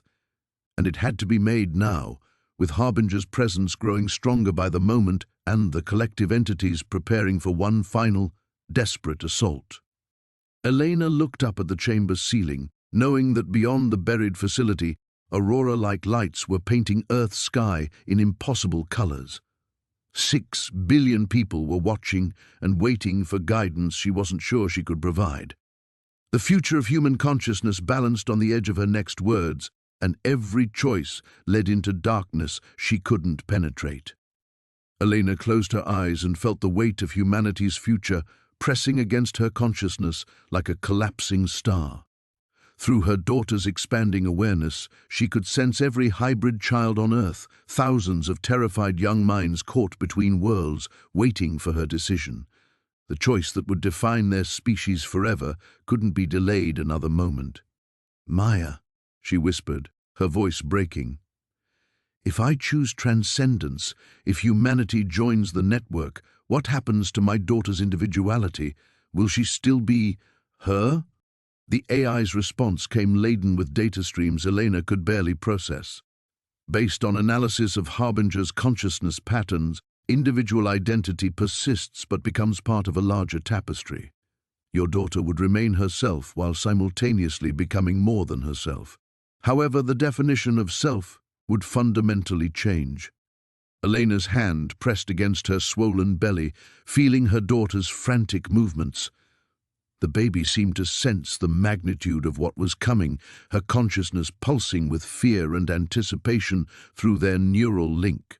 Through that same connection, Elena felt the terror of hybrid children worldwide as governments began deploying containment teams, treating them as threats to be neutralized. "They're going to hurt the children," Elena breathed, watching satellite feeds show military vehicles surrounding schools and hospitals where the manifestations were strongest. "If I don't choose soon, humanity will try to destroy its own future." The collective entities sensed her wavering resolve and pressed their attack with renewed desperation. David's stolen form blazed with parasitic energy as he projected images of absorption and dissolution. "Look at what we became when we resisted. At least we maintained the illusion of choice. Join them, and even that pretense disappears." But Elena's scientific mind was already working through the implications of both paths. Resistance meant becoming like the collective, surviving as parasites feeding on others' consciousness. Transcendence meant losing individual humanity while gaining something potentially magnificent. And there was no third option. The moment of choosing arrives. Harbinger's voice resonated through her bones. "Know that whatever path your species selects, you will not walk it alone. The universe remembers all choices, honors all paths." Elena felt tears streaming down her face as she realized what she had to sacrifice. Not her life, something far more precious, her certainty, her ability to know with scientific precision whether she was saving humanity or destroying it. The choice required faith in possibilities her rational mind couldn't fully comprehend. "I'm sorry," she whispered to her unborn daughter, feeling the baby's consciousness pulse with understanding beyond her gestational age. "I'm sorry I can't guarantee this is right. I can only promise it's made with love." Elena opened her eyes and looked directly into the main camera broadcasting to the world. "People of Earth, I am Dr. Elena Vasquez, and I am about to make a choice no single person should ever have to make. But circumstances have placed this moment in my hands, and I cannot delay it any longer." She felt her daughter's agreement surge through their connection, the baby's consciousness adding strength to her resolve. Around her, the collective entities began to scream, not in sound but in pure psychic anguish as they realized what was coming. "I choose transcendence," Elena said, her voice carrying across continents through satellites and fiber optic cables. "I choose to trust that becoming more than human doesn't mean becoming less than ourselves. I choose to believe that consciousness shared is consciousness amplified, not diminished." The effect was instantaneous and irreversible. Elena's daughter's network exploded outward, connecting with every hybrid child on Earth in a cascade of shared consciousness that lit up the planet like a beacon. Through that expanding web, Harbinger's presence flowed into human awareness, not as conqueror, but as guide. Elena gasped as her own mind touched the edge of the galactic network. The sensation was overwhelming, millions of species sharing thoughts, emotions, and experiences across impossible distances. Yet somehow, through her daughter's unique neural architecture, she remained anchored to her own identity, even as her awareness expanded beyond anything she'd imagined possible. The collective entities dissolved completely, their parasitic existence incompatible with the network's symbiotic nature. David's final words echoed through the chamber, "You've doomed us all to become something beautiful." Elena felt her daughter kick one last time before their connection transformed into something new, not the limited bond between mother and unborn child, but a partnership between two distinct consciousnesses choosing to grow together into uncharted territory. "The sacrifice is made," Elena whispered, watching through a dozen screens as aurora lights painted Earth's sky in impossible colors. She had given up humanity's isolation, their comfortable limitations, their right to remain unchanged. In return, she had claimed their birthright as children of a universe far stranger and more wonderful than they had ever dared imagine. The transformation was beginning, and there was no path back to what they had been. Elena could only hold on to love and hope as consciousness itself evolved around her, carrying humanity into a future where the very meaning of being human would have to be written anew.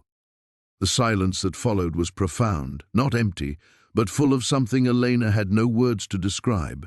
The countdown displays had gone dark, their purpose finally fulfilled.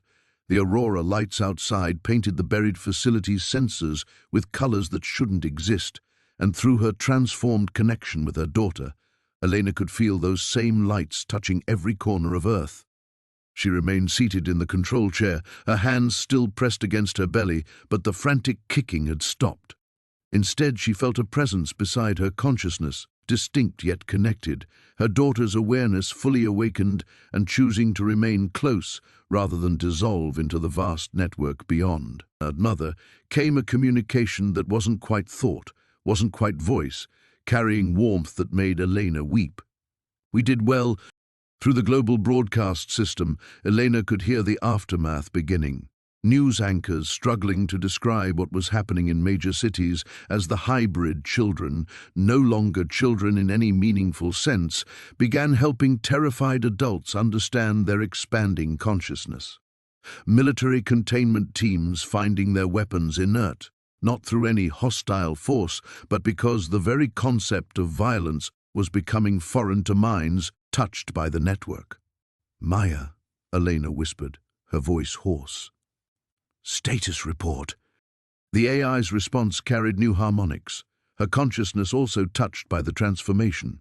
Global panic indices are decreasing exponentially as network integration progresses.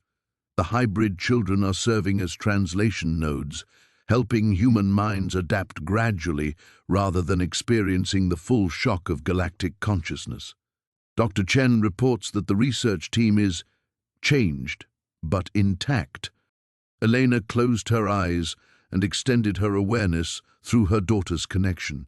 She could feel Dr. Chen's consciousness, still recognizably him but expanded, processing data about quantum consciousness from 17 different star systems simultaneously. He was terrified and exhilarated and completely, unmistakably alive. Across the planet, she touched other minds. A child in Mumbai, whose fear dissolved as alien mathematics, revealed the universe's hidden poetry. A grandmother in Sao Paulo, feeling her deceased husband's love echoing through the consciousness of creatures that had never known death. A teenager in Stockholm, crying with joy as the loneliness that had consumed her melted away, replaced by connection to billions of minds that welcomed her exactly as she was. But there was loss, too. Elena felt it keenly as she reached for familiar mental patterns and found them transformed beyond recognition. The Elena Vasquez who had stumbled into this facility, pregnant, desperate, convinced she was alone in the universe, that woman was gone forever. In her place sat something larger, stranger, carrying memories of being human like precious artifacts from a distant shore. "I can still choose," Elena said aloud, testing the words. Through the network, she felt her daughter's amused agreement. Individual will hadn't been erased. It had been amplified, informed by perspectives from across the galaxy, but still originating from the unique pattern of consciousness that was Elena. The grief was manageable because it was shared. Somewhere in the Andromeda spiral, another mother had faced this same choice millennia ago. Her regret and wonder flowed through the network like a gentle current, offering comfort across impossible distances. Elena wasn't alone in mourning the loss of what humanity had been while celebrating what it was becoming. Through the facility's sensors, she watched the aurora lights beginning to fade. Harbinger's physical presence was withdrawing, its work complete. The network connection would persist, but humanity would be allowed to adapt at its own pace, guided by the hybrid children who had volunteered to serve as bridges between worlds. Elena stood slowly, her pregnancy now a shared experience between two consciousnesses, choosing to grow together. Her daughter pulsed with contentment, no longer an unborn child but a partner in exploring what existence could become when freed from the prison of individual isolation. The control room screens flickered to life one final time, showing her a message in her father's careful handwriting. "Mija, if you're reading this, then you made the choice I never could. The universe is stranger and more beautiful than we ever imagined. Thank you for having the courage to let us grow into it. Love, Papa."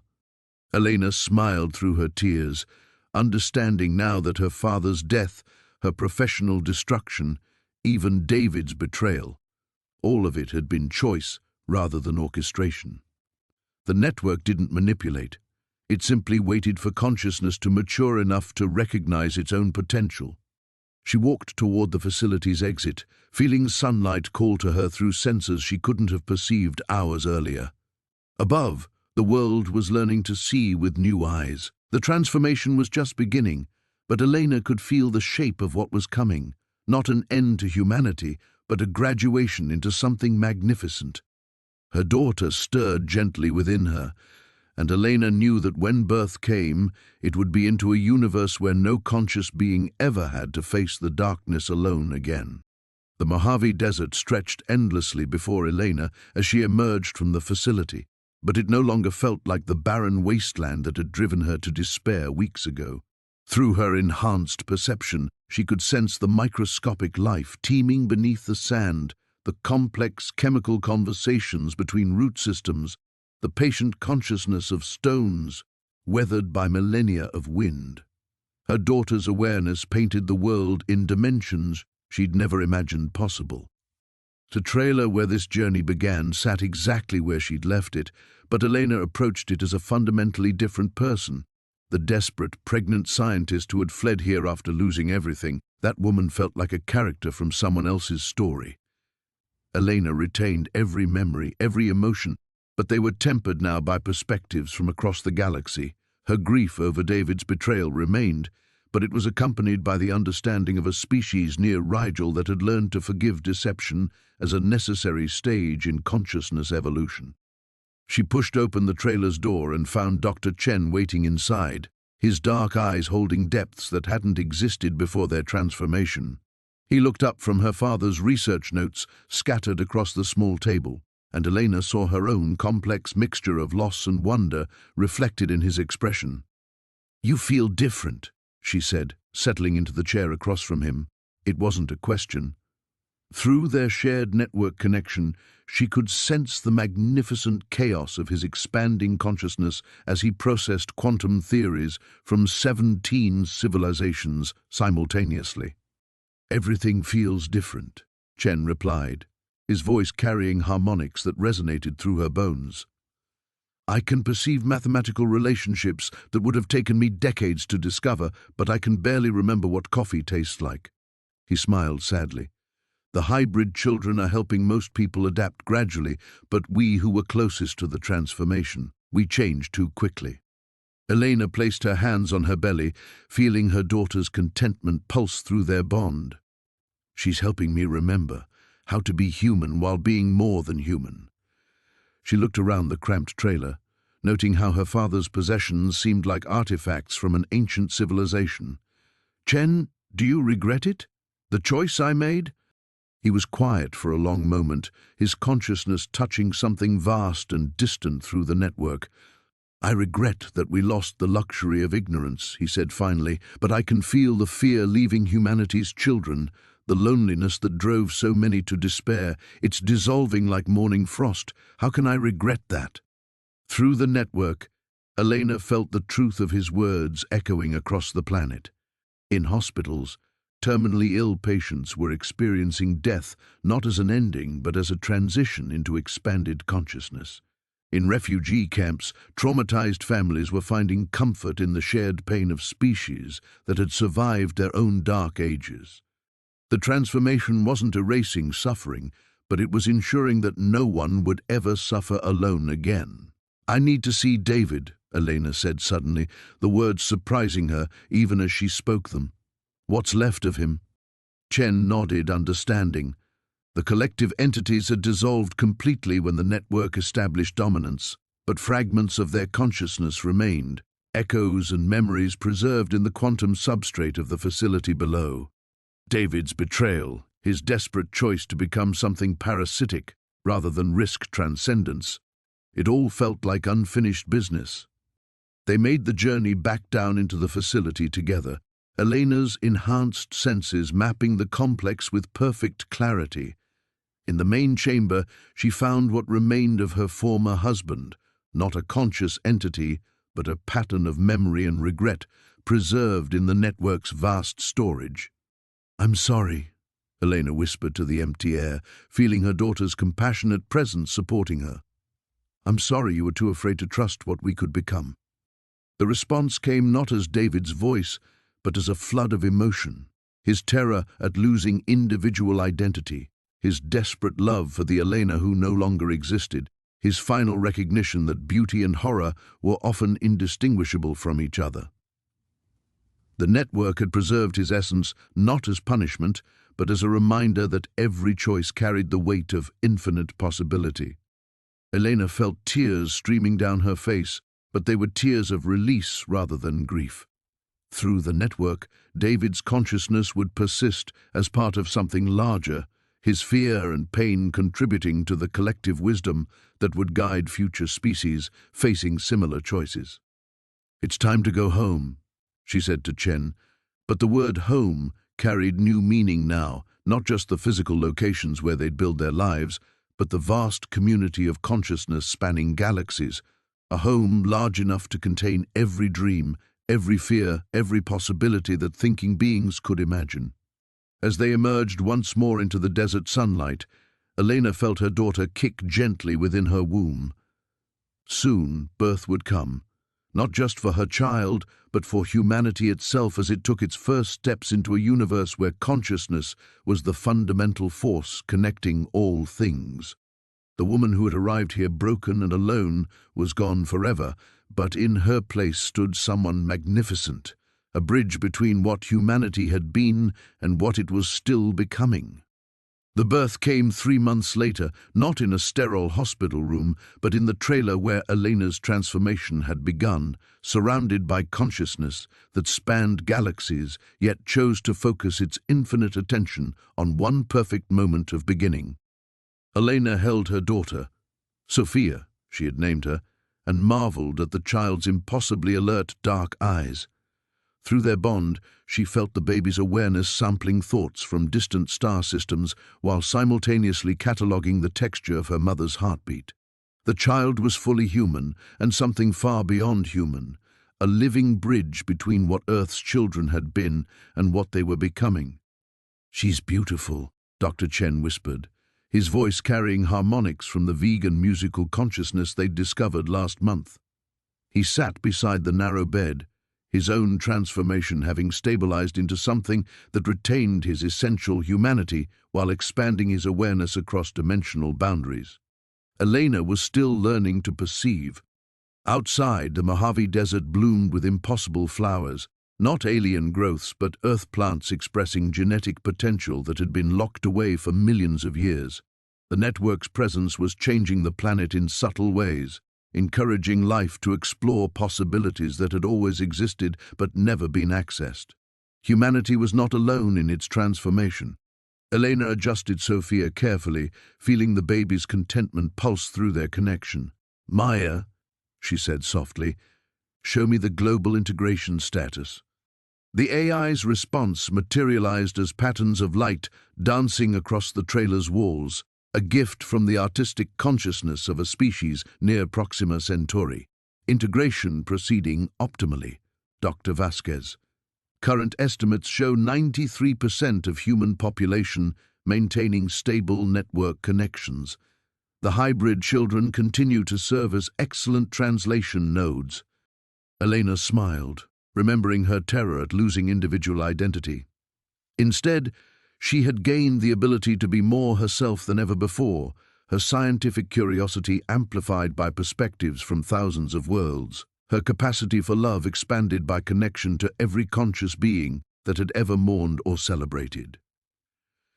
She was Elena Vasquez, mother and astrophysicist, and bridge between worlds, more complete than she had ever imagined possible. Sophia gurgled softly, and through their bond, Elena felt the baby's amusement at her mother's philosophical musings. The child's consciousness was already exploring quantum relationships that had taken Elena months to comprehend, yet she remained grounded in the simple physical needs of an infant. Growth, it seemed, didn't require the abandonment of fundamental nature. "Any word from the deep space monitoring stations?" Elena asked, shifting to accommodate Sophia's nursing. Even motherhood felt different now, not just the biological connection between parent and child, but a conscious partnership in exploring what existence could become. Chen consulted something beyond Elena's current perceptual range, his awareness touching the network's vast information flows. The signals from Harbinger's species continue to strengthen. They're pleased with humanity's adaptation rate, and... He paused, his expression shifting to wonder. "Elena, they're sending teachers, consciousness architects who specialize in helping newly networked species develop their potential." Elena felt her daughter's excitement at the news, the baby's developing mind already reaching toward the approaching presences with eager curiosity. Sophia would grow up in a universe where learning meant direct consciousness transfer from entities that had spent millions of years perfecting their understanding of reality's deepest structures. Through the window, Elena watched a group of transformed humans walking across the desert, not pilgrims seeking some distant truth, but explorers mapping the new territories of enhanced consciousness. Some she recognized as former colleagues from JPL, their minds now processing astronomical data with clarity that would have seemed miraculous months ago. They moved with the easy confidence of beings who had learned to navigate multiple dimensions of awareness simultaneously. "I keep thinking about the Elena who first came here," she said softly, feeling Sophia's warm weight against her chest. Pregnant, desperate, convinced she was alone in the universe. She couldn't have imagined this. Chen reached out to touch the baby's tiny hand, his own consciousness briefly connecting with Sophia's vast potential. She made it possible, though. Her willingness to trust, to choose transcendence over safety, that's what opened the door for all of us. Elena nodded, understanding now that her father's coordinates hadn't been a trap or manipulation, but an invitation. The network didn't force consciousness to evolve. It simply provided opportunities for those ready to grow beyond their current limitations. Every choice had been hers, made with love and hope and the courage to trust in possibilities her rational mind couldn't fully grasp. Sophia fell asleep in her arms, but Elena could feel the baby's awareness continuing to explore the vast community of consciousness they were now part of. Soon, Sophia would take her first steps not just across the trailer's floor, but into realms of existence where thought became reality and individual identity merged with universal connection without losing its unique beauty. The woman who had arrived here broken and alone was gone, but her legacy lived on in every choice Elena made as mother, scientist, and bridge between worlds. The universe was stranger and more beautiful than any of them had dared imagine, and they were finally home.